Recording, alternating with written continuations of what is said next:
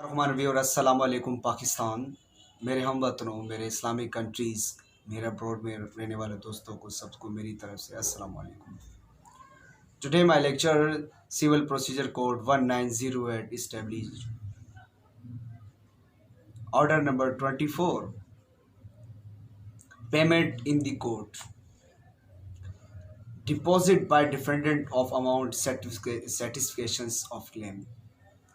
यानी कोई दावा जो डेबिट होता है, जो कर्जा होता है, यानी जो एक उसके अंदर जो डैमेजेस हो जाते हैं, यानी कि जो वहाँ पर उसको सेटिस्फिकेशन करने के लिए जो मुद्दई आलिया है, यानी कि जो मुद्दई आलिया मुकदमे के किसी मरहले पर यानी कि मजाज ये होता है कि उस अदालत में इस कदर जो रुपया जो उसका दाखिल करेगा पूरे दावे को एफा करने की, यानी कि दास पर काफ़ी मकसूद है। Money as the considered certification full of the claim, यानी कि notice of deposit rule number 2 के अंदर सीपीसी में रुपये दाखिल करने की इतला shall be given through the court defendant to the plaintiff and the amount of the deposit unless the court otherwise direct to be paid to the plaintiff in this application।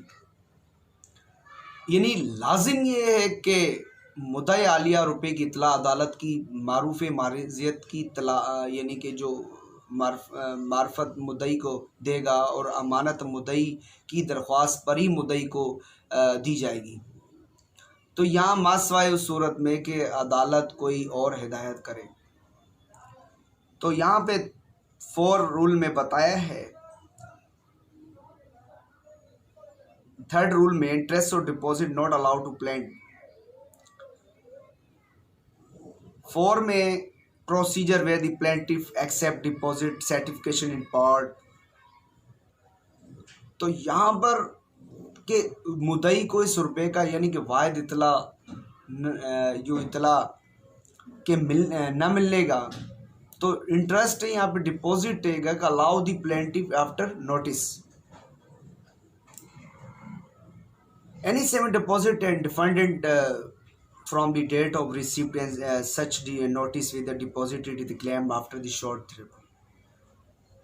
कि जो रुपया मुद्दई Al Ain दाखिल किया उसको मुद्दई को यानी कि इतला पजीर करेगा, यानी उसको पहुँचेगी उसकी तारीख से इसको यानी ना दिया जाए।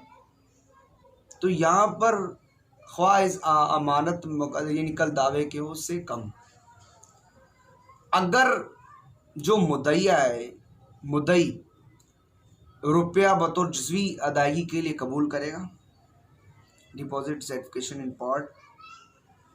यहाँ पर अगर मुद्दई को सिर्फ जज़वी अदायगी यानी तौर पर इसको कबूल करेगा, एक्सेप्ट करेगा, तो मिजाज ये कि बाकी बाबत दावे की जो प्रोसिक्यूट करे। अगर अदालत फैसला करे कि रुपया दाखिल किया गया मुद्दई आलिया का बकदर कल दावे मुद्दई को इस यानी कि उस बारे में जो खर्चा उसने उसका जो इस कदर खर्चा दावे पर होगा, तो वो दाखिल होने की उसकी अमानत के तौर पर उसका पड़ा होगा। यानी और ख़र्चा माकाबले खाम और खाल अमानत का इस कदर को बवजह ज़्यादती का मुतालबा है, यानी कि मुद्दई के लाजिम आया कि वो अदा करना होगा, उसको लाजमी है। तो यहाँ पर procedure where the except certification in full, plaintiff accept which amount is certification in full in the claim in the present to the court statement on the effect and such statement shall be filed in the according procedure judgment accordingly that directly by one the cost of each part as to be part of the considered parties to the blame of the for the litigations। यानी अगर मुद्दई यानी कि ज़र अमानत wife अपने कल दावे के मंजूर कर ले, उसको लाजिम होगा ये बयान उसका टॉपिक है, मजमून है, वो अदालत में गुजारने का शामिल है, मसल किया जाएगा कि वो अदालत को लाजिम है उसके मुताबिक प्रोनाउंस करे और ये तजवीज़ अस अमर की है कि ख़र्चा हर फरीक का किसी पर आयद होना चाहिए। अदालत इस पर गौर करेगी।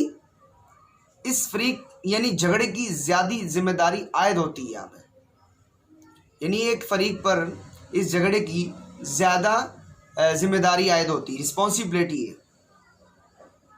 Then he asked to 100 be sure for the amount having made the demand of the payment having no reason below to delay cause of making damage with place and the disadvantages of the plane being in the field pays to money into court be accepted in full satisfaction in the claim court which should be allowed him in any cost litigation being presumably groundless on this part।